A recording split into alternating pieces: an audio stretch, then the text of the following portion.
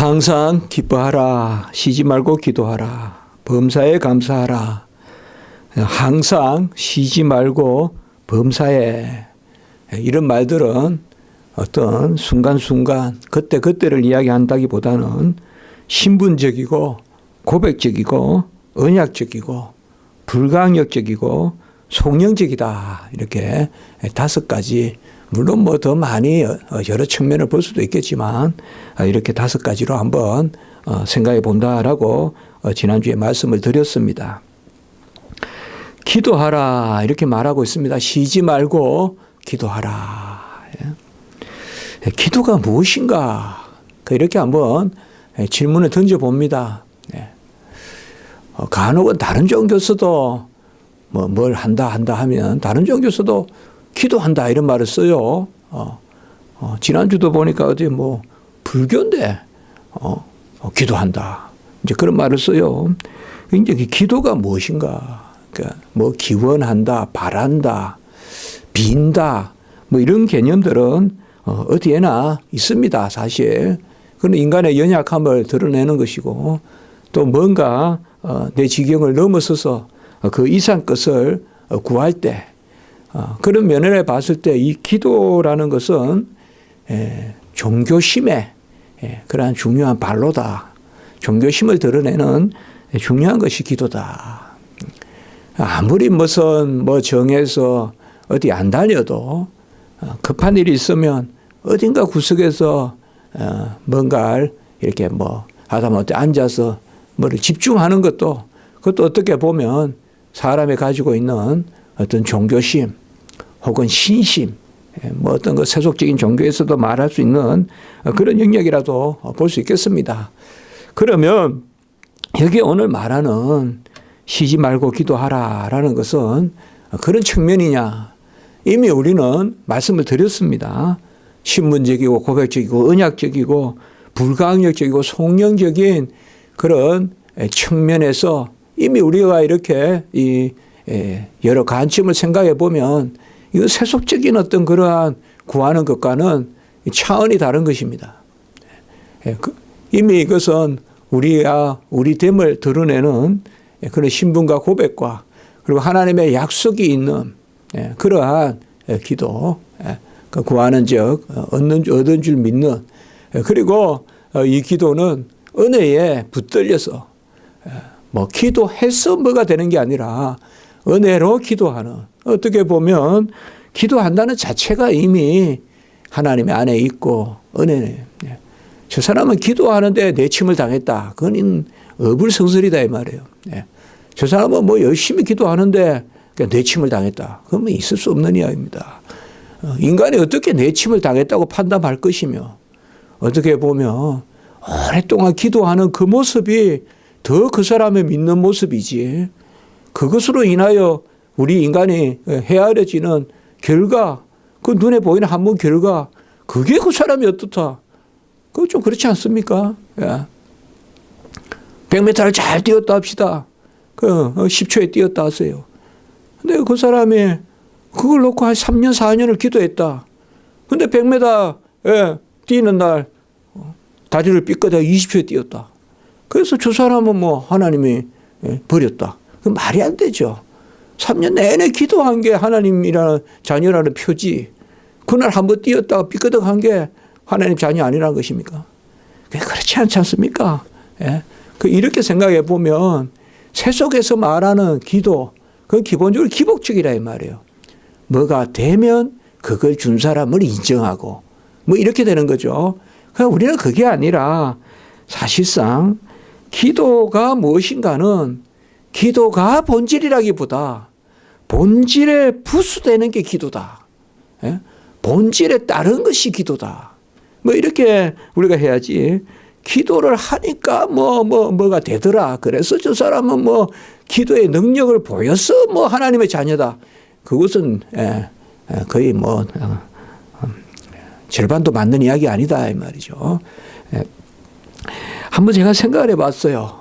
이렇게 설교를 하니까 또 이런 생각을 하게 되는데 과연 하나님을 우리가 기도하셔야 하는가? 하나님을 우리가 기도하셔야 하나님의 일을 이루시는가? 네?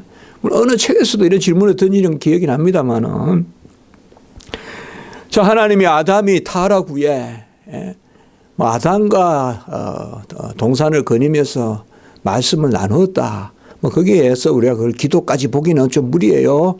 그러나 있는 그대로 성경에서 기도했다라는 말이 나오는 것만 생각해 보자고요. 구약의 생각보다 기도라는 말이 창세기나 이런 데 많이 나오지 않습니다. 사실상 기도라는 말 자체는 하나님이 기도해서 아담에게 가죽옷을 입힌다 이렇게 나오지 않는단 말이에요. 기도했기 때문에 아담에게 가죽옷을 입혔다. 또 기도해서 아브라함이 이삭을 얻었다. 기도해서 홍해를 건넜다. 요셉이 기도했다. 이렇게 직접 툭 나오는 말씀은 없어요. 이렇게 나오는 말씀은 없어요. 우리가 히브리서 11장에 보면 기도해서 아벨이, 기도해서 에녹이, 기도해서 노아가, 기도해서 아브라함이, 기도해서 사라가 이렇게 기도로 내려오는 게 아니라 믿음으로, 믿음으로 아벨이, 믿음으로 에녹이, 아브라함이, 또 노아가 이렇게 쭉 믿음으로라는 말이 나오는 것을 볼 수가 있습니다. 성경에서 기도해서라는 부분을 당장 창세기에서 찾기가 만만치 않습니다. 우리가 보면 아비멜렉이 이제 아브라함이 속이잖아요. 사라를 누이라고. 그래서 이 아비멜렉이 하나님의 사자를 통해서 너 그 사라 건들면 너 죽어. 그 나라 망해. 가족도 다 죽일 거야. 그렇게 하나님 말씀하신단 말이에요. 알려주신단 말이에요. 그때 아비멜렉이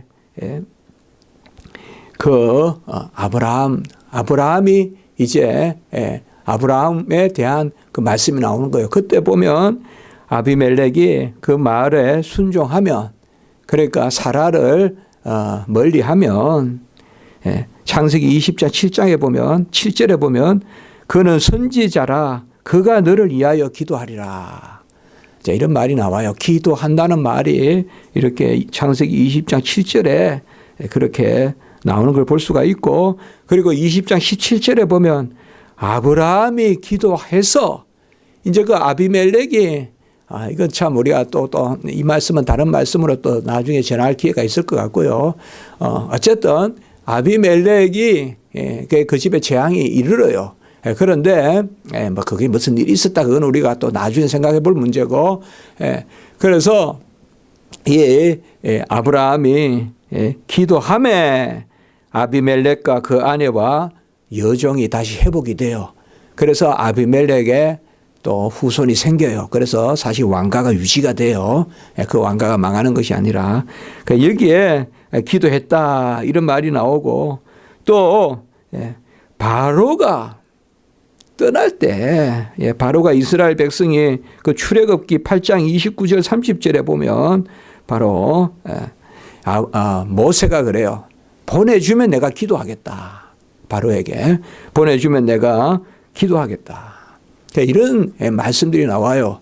그리고 민수기의 21장 17에 보면 우리가 잘 알듯이 불뱀이 이제 하나님이 불뱀을 보내시잖아요. 그때 이스라엘 백성이 기도하며 불뱀이 떠났다.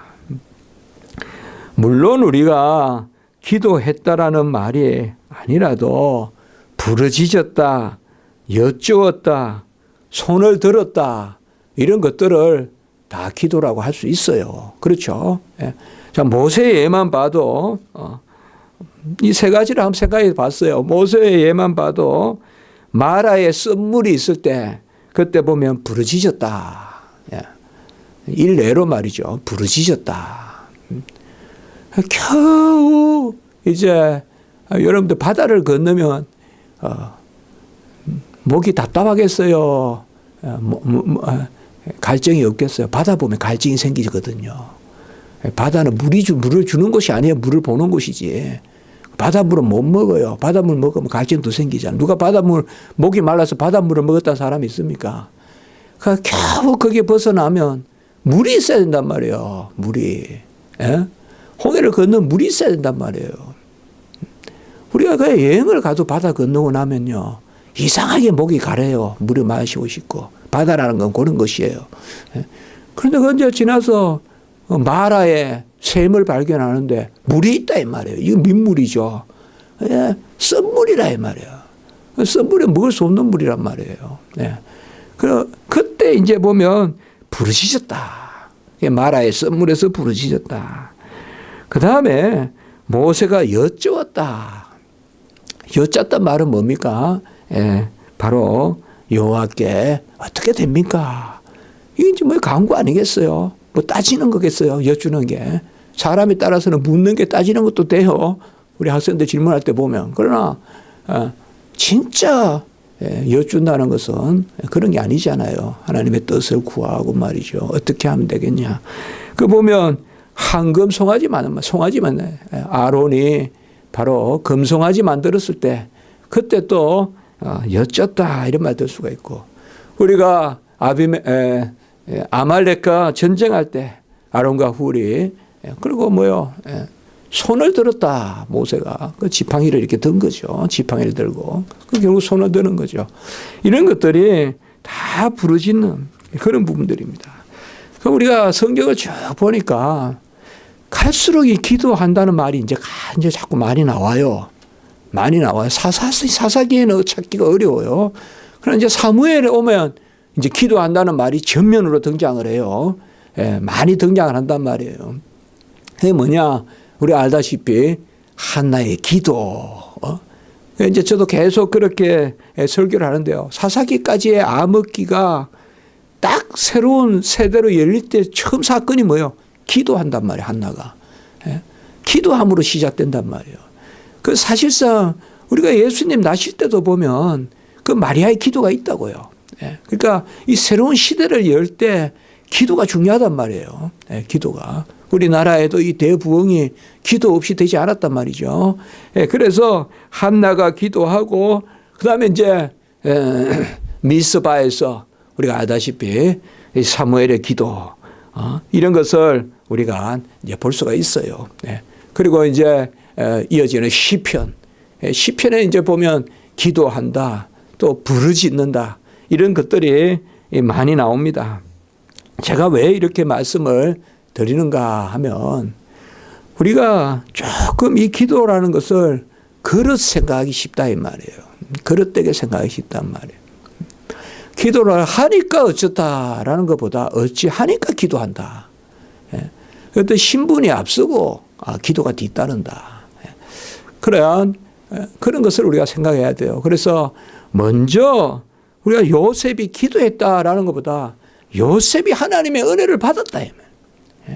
아브라함이 베델에서 한상을 보고 그것도 보면 분명히 기도란 말이에요. 우리가 내용적으로 보면 하나님이 나에게 잘 이 바다 나라까지 잘 갔다 오게 하면 내가 이곳에 제단을 쌓겠습니다. 베델에서.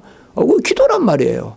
그러나 성경에서 그걸 기도다 이렇게 전면에 내세우기보다 우리가 가만히 보면요.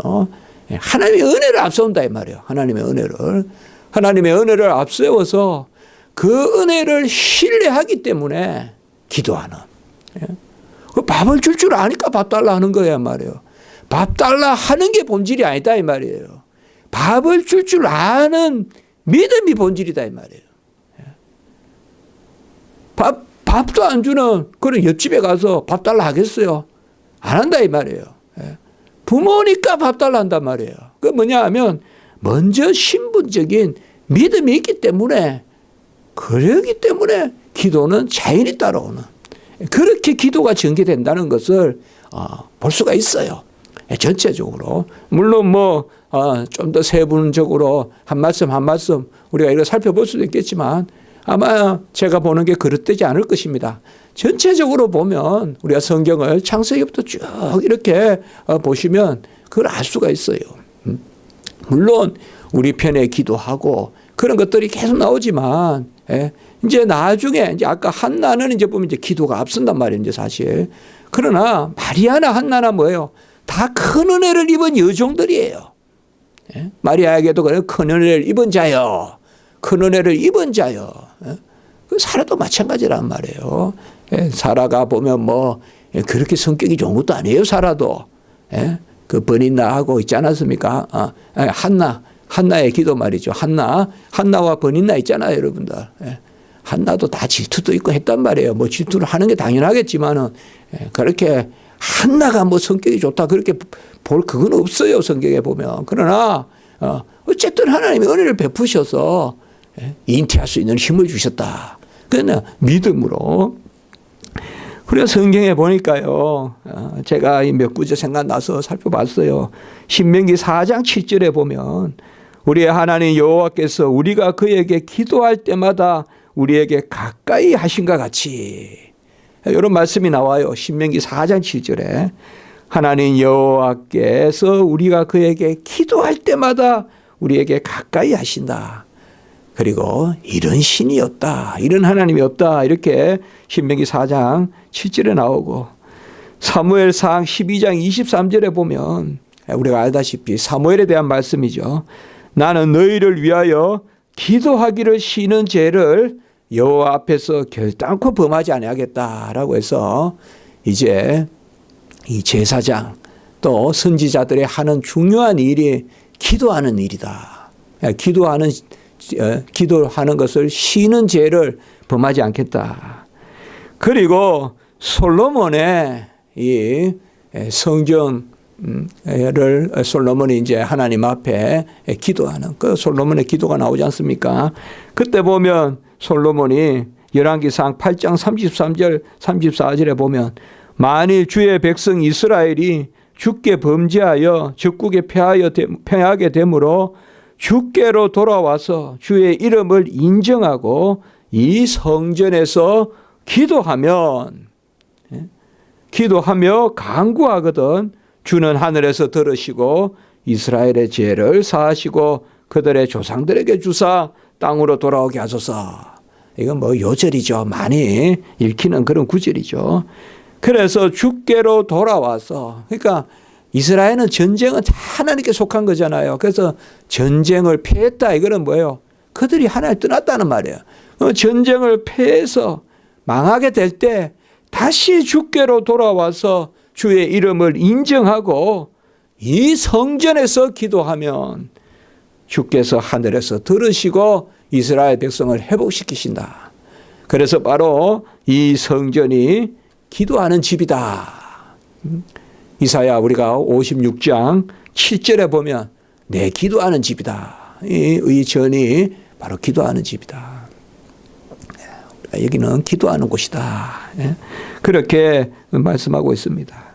제가 서론이 좀 길었습니다만은 오늘 쉬지 말고 기도하라에 대해서 여러 말씀보다는 어떤 기도의 행태나 양태나 그런 걸 이야기한다기보다는 이미 말씀을 드렸지만 주님이 이 땅에 오셔서 산상복음에서 가장 중요하게 다루는 것이 바로 하나님은 아버지시고 우리는 자녀라는 거예요. 하나님의 아버지 되심, 그 영생의 개념이란 말이에요. 그리고 그 하나님의 아버지시기 때문에 우리가 뭘 해야 돼요? 기도해야 되는 주기도문을 주시는 거죠. 그래서 하늘에 계신 우리 아버지요. 그리고 예수 그리스도 이름으로.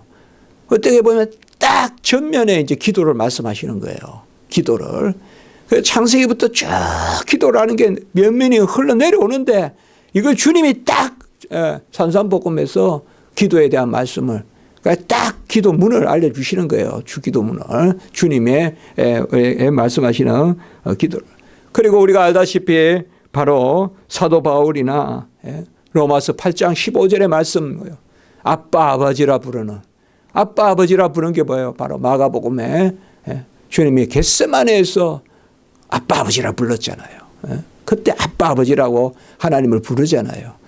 그 아빠 아버지라고 부르는 자녀들의 본질이 뭐냐? 이제 기도다. 이렇게 나오는 거예요, 이제는. 그러니까 우리가 갈라디아 4장 6절과 로마서 8장 15절에. 그래서 지난주에 우리가 말씀을 드렸던 신분적이다 이 말이에요. 이제는 신분적이다 이 말이에요. 그러니까 기도를 할 수 있다는 것은 아빠 아버지라 부르는 자녀됨이다 이 말이에요. 그래서 사도 바울이 자녀됨을 이야기할 때, 양자됨을 이야기할 때 바로 아빠 아버지라 부를 수 있는 기도의 영을 주셨다는 것을 강조한다 이 말이에요. 이거 신분적이다 이 말이에요. 이제 그리고 하늘에 계신 우리 아버지여라고 이렇게 말을 하니 이 아버지 대신 이건 언약적이다 이 말이에요. 하늘에 계신 우리 아버지여. 그 이제 이 아버지라고 부르면 신약 시대에 하나님을 아버지로 부르는 거예요. 구약에도 물론 장세적으로 하나님의 아버지이심, 아버지 되심이 있지만 이제 신약 시대 때 이 아버지이심, 이 사실 언약이잖아요. 언약의 성취의 시대로 이제 자녀로서의 기도를 드린다 이 말이에요. 우리가. 어떤 군신에서의 기도, 백성의 기도 이런 게 예표라면 이제는 자녀로서의 기도. 이걸 결국 산상복음에서 말씀해 주신 거예요. 그러니까 산상복음의 가장 중요한 핵심은 하나님을 아버지고 우리는 자녀고 뭐냐? 기도하는 거 알려주시고 그렇게 되는 게 산상복음이에요. 이거 천국 헌장에서 본 거예요. 이거 그동안 들어보지 못한 거예요. 근세가 있는 말씀이에요. 계속 구약 때 여러 것을 들어봐도 이것을 이렇게 들으면 본 적은 없다 이거예요. 예수님의 말씀을. 그게 뭐야? 바로 기도가 하늘에 계신 우리 아버지요. 언약적이다 이 말이에요.